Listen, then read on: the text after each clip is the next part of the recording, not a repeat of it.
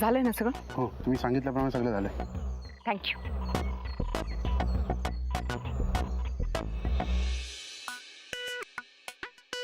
राधा, हा बोल ना. थोडं बोलायचं होतं, ऐक ना. अरे बोल ना. बाय द वे, मॅम आज खूप खुश असतील ना? You know, I am so happy. आज मॅमची डेट आहे ना DS सोबत. त्या गेल्या का? आणि त्या आज हो म्हणतील ना DS ला. अगं पण एक बरं झालं, मॅमची त्या देवापासून कायमची सुटका झाली. राधा, अगं ते यु नो कबीर, चांगल्या माणसांसोबत नेहमी ना चांगलंच होतं. आणि आपल्या मोनिका मॅम सोबत सुद्धा यापुढे सगळं छानच होणार आहे. I know. राधा, तू माझं ऐकून घेशील का? मला काय बोलायचंय ते. कबीर, हे बघ, मला जॉगिंगला जायचंय. एक तासाभराने बोललं तर नाही चालणार का? हे बघ, खरं तर ना मी तुला हे नाही सांगितलं ना तरी चालणार आहे, पण एका बाजूला गिल्ट आणि दुसऱ्या बाजूला प्रचंड एक्साइटमेंट असं झालंय माझं. आणि अशी अवस्था मी तुझ्याबरोबर नाही शेअर करणार तर कोणाबरोबर शेअर करणार? कबीर, आता बोलणार आहेस का पटकन? हे बघ, तुला आठवतंय, तुला मध्ये शंका आली होती की DS आणि देवा एकच आहे. I know. आणि म्हणूनच तू देवाचा फोन चेक करून तोच DS आहे की नाही याची खात्री करून घेतली होतीस. हो, खरं तर तुझा अंदाज बरोबर होता. म्हणजे देवा आणि DS एकच आहेत हे मला त्याच दिवशी कळलं होतं. What?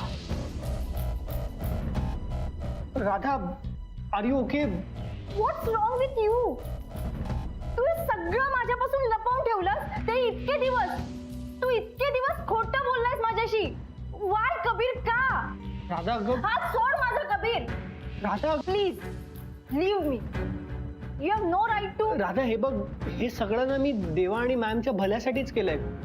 Please try to understand. Why should I? म्हणजे इतके दिवस तू माझ्यापासून हे सगळं लपवून ठेवलंच ना, मग आज तरी काय गरज होती सांगायची? राधा, हे बघ, मला ना कन्फर्म माहितीये की देवा आणि मॅम एकमेकांसाठी. कबीर, तुला काय माहितीये हे इम्पॉर्टंट नाहीये. मलाही अशा काही गोष्टी माहितीये ज्या. राधा, बिलीव्ह मी, हे बघ, मॅमने आज देवाला भेटायला बोलवलंय. आज ते कायमचे एकत्र येणार आहेत. माझी इतक्या दिवसांची इच्छा. कबीर, काय बोलतोयस तू हे? कुठे भेटणार आहेत ते? लव्हर्स ब्रिजवर. पण का? नाही, हे नाही होऊ शकत. मॅम ना थांबवायला पाहिजे ऍट एनी कॉस्ट. काय बोलतेस काय तू राधा? नो वे. निदान मी असेपर्यंत तरी देवा आणि मॅम एकत्र येऊच शकत नाही. राधा, हे बघ, तू असं काही करणार नाहीयेस. राधा, ऐक माझं, थांब.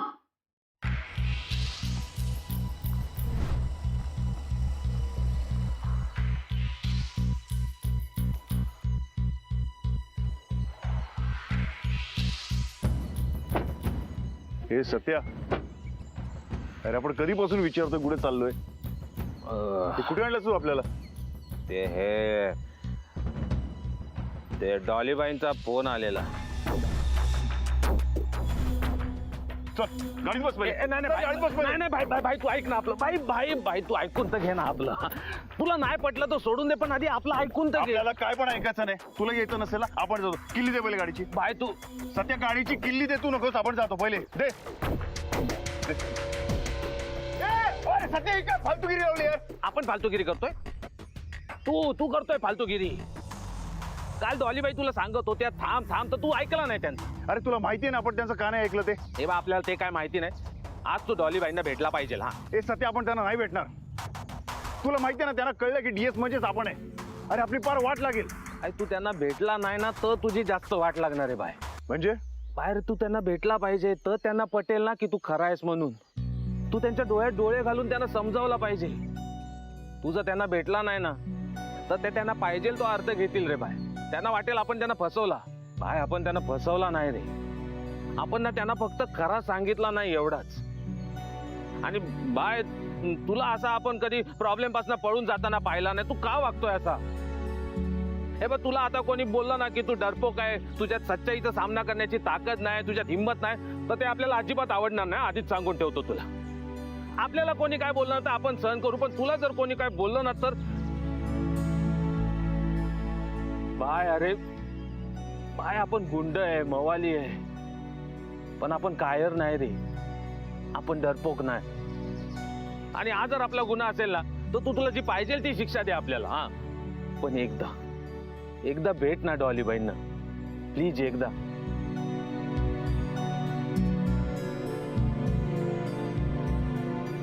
काय तू असं ऐकणार नाहीच. आणतो चावी शोधून. ए सत्या, इकडं. आपण तुला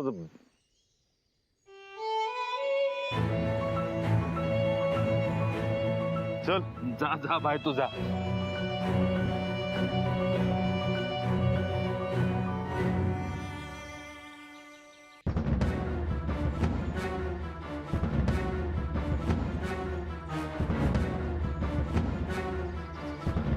राधा, अगं राधा,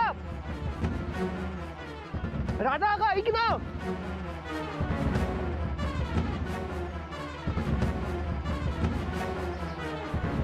राधा, अगं ऐक ना. राधा.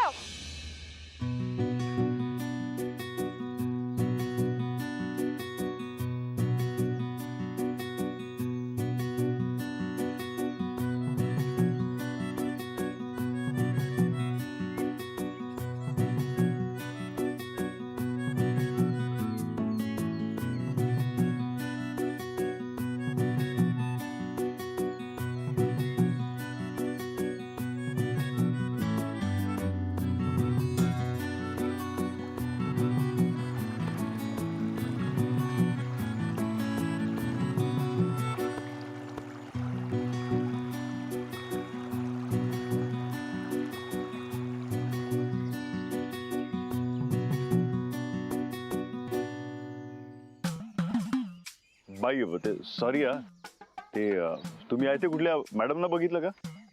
कोण मॅडम? बघा एवढी अशी उंची होती आणि दिसायला छान होते त्या. तो फिर सुंदर है तो आपसे मिलने का को आएगी.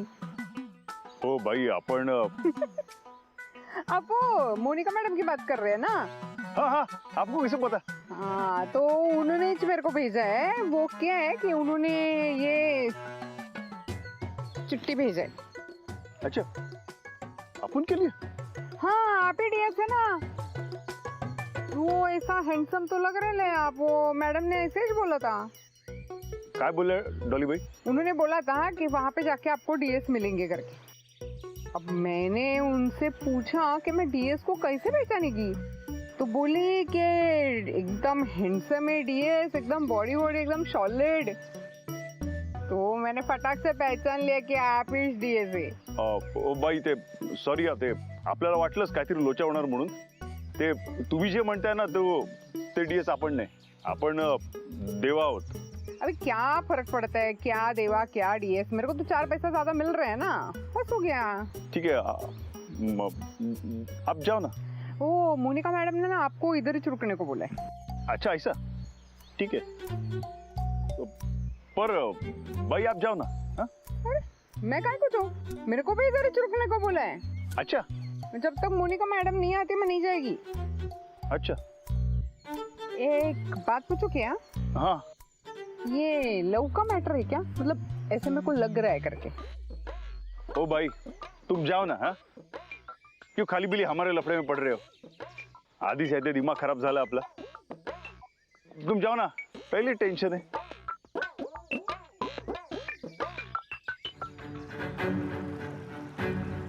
राधा अगं, राधा अगं थांब. राधा ऐक ना.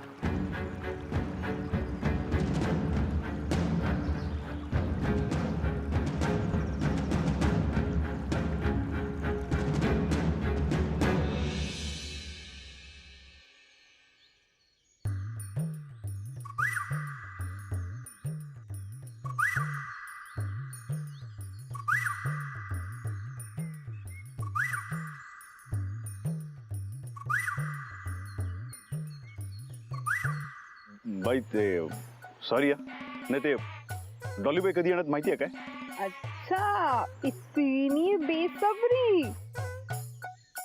लगता है प्यार परवान चढ़ रहा है. हाँ हाँ, तुम्ही बोलताना तर बरोबरच असेल. पण सांगा ना डॉलीबाई कधी येणार? साहब एक बात बोलूं क्या, मतलब बुरा मत मानना, लेकिन ये जो मैडम लोग हैं ना, ये सही नहीं होते ये लोग। मेरे को तो क्या लग रहा है पता है कि आपकी जो मोनिका मैडम है ना, वो इस डीएस का हाथ पकड़ के ना भाग गई रहेगी। ये पैसे वाली मैडम ना ऐसी ही होती है, ऐसे आपके जैसे सीधे लोग होते हैं ना, उनको फंसा लेती है। मैं तो बोलती हूँ ना कि ऐसे बदुआ देनी चाहिए ना उन लोगों को। मैं तो दुआ करती है कि उनका कुछ तो बुरा ही होना चाहिए। वो भाग गई रहेगी डीएस के साथ। ओ बाई बास झालं, आपण जाम ऐकून घेतलं डॉलीबाई विरुद्ध। आता एक शब्द पण ऐकून घेणार सांगून ठेवतो हा. आता तुम्ही या जागी ना बाई माणूस आहात म्हणून, समजा तुमच्या जागी एखादा पुरुष माणूस असता ना, तर आई शपथ सांगतो कानाखाली जाळ काढला असता हा. हे बघा परत एकदा सांगतो, आपण डॉलीबाई विरुद्ध एक शब्द सुद्धा खपून घेणार नाही हा.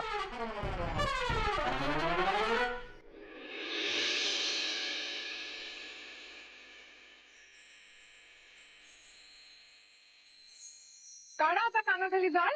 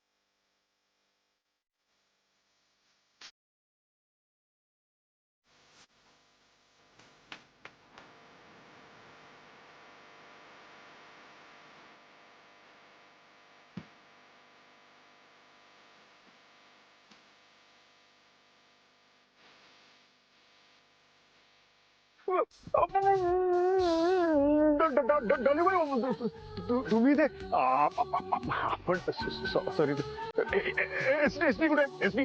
डीएस हा तेच ते डीएस कुठे? दाखवतो.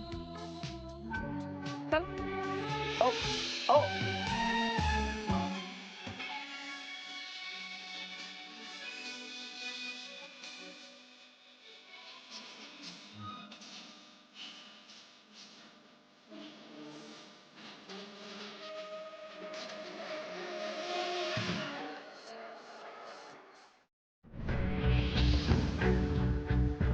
राधा, मॅम आणि देवाची गाडी. अगं ऐक ना.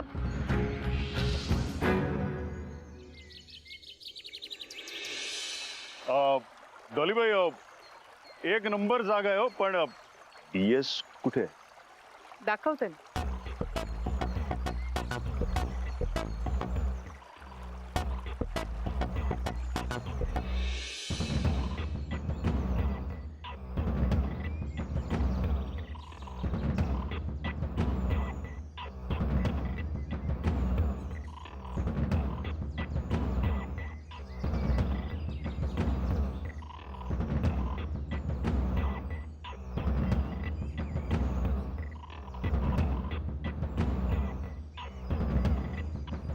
राधा लागलं का बघू?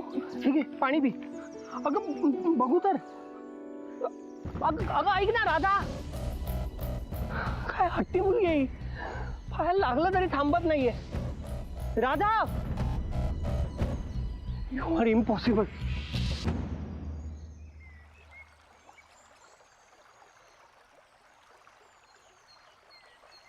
अशा गावात हे तर आपणच आहोत.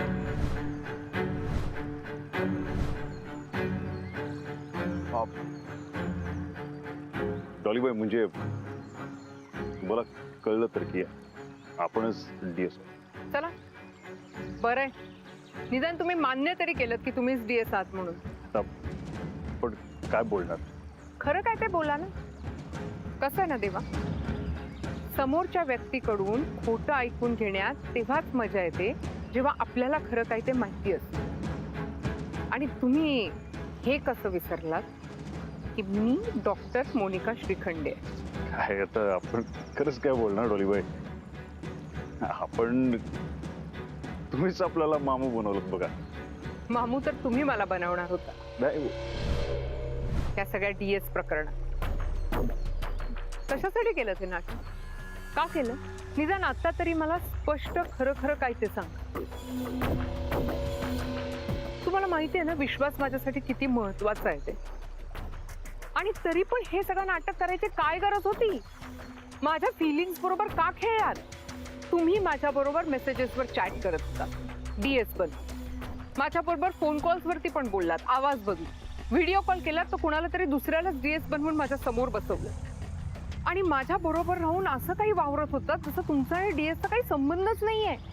पण तुम्ही माझं बोलणं ऐकत होतात ना, तुम्हाला माझ्या फिलिंग्स कळत होत्यात ना, तरी तुम्हाला एकदाही असं नाही वाटलं की आपण खरं खरं काय ते सांगावं? डॉलीबाई मीच डीएस आहे म्हणून का नाही वाटलं? मज्जा येत होती, मला मूर्ख बनवण्यात आनंद वाटत होता. नाही हो डॉलीबाई, असं काय आपल्या मनात वाईट करायचं काय पण नव्हतं. बघा ना, आपल्याकडे काय ऑप्शनच नव्हता दुसरा. खरंच तुमच्याकडे दुसरा काही ऑप्शन नव्हता? मला बेस्ट फ्रेंड म्हणता ना, मग खरं काय ते जर का मला सांगितलं असतं तर ही वेळच झाली नसती ना, चार चौकात माझं हसत झालं नसतं. नाही नाही डॉलीबाई, तुम्हाला कोण काय बोलेल, कोणी बोलू तर ते आपण आहोत ना. हेच तर मला आवडत नाही ना तुमचं. मुळात सगळ्या गोष्टी विचार करूनच करायच्या असतात. आधी आपण काहीतरी करायचं मग त्याचा विचार करायचा, हे असं नाही होत. आणि हाच फरक आहे तुमच्यात आणि माझ्यात. इनफॅक्ट हाच फरक आहे तुमच्यात आणि तुम्हीच उभा केलेल्या डीएस मध्ये. आणि म्हणूनच मला ना तो डीएस जास्त आवडायला लागला होता. शांत, हुशार, समजूतदार. हे बघा डॉलीबाई. काय आहे डॉलीबाई?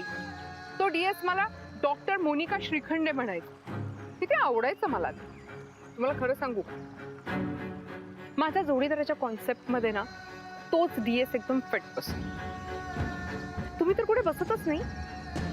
म्हणजे असे छान दिसणारे, छान मराठी भाषा बोलणारे, साहित्याची जाण असणारे, उच्च शिक्षण, स्वतःच डॉक्टर, स्वतःचं हॉस्पिटल, सगळं किती परफेक्ट.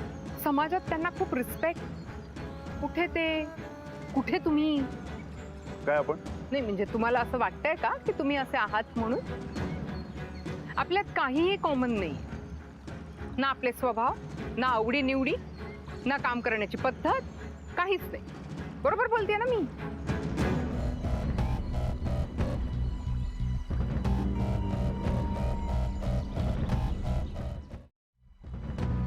तेव्हा मी तुम्हाला काहीतरी विचारतेय.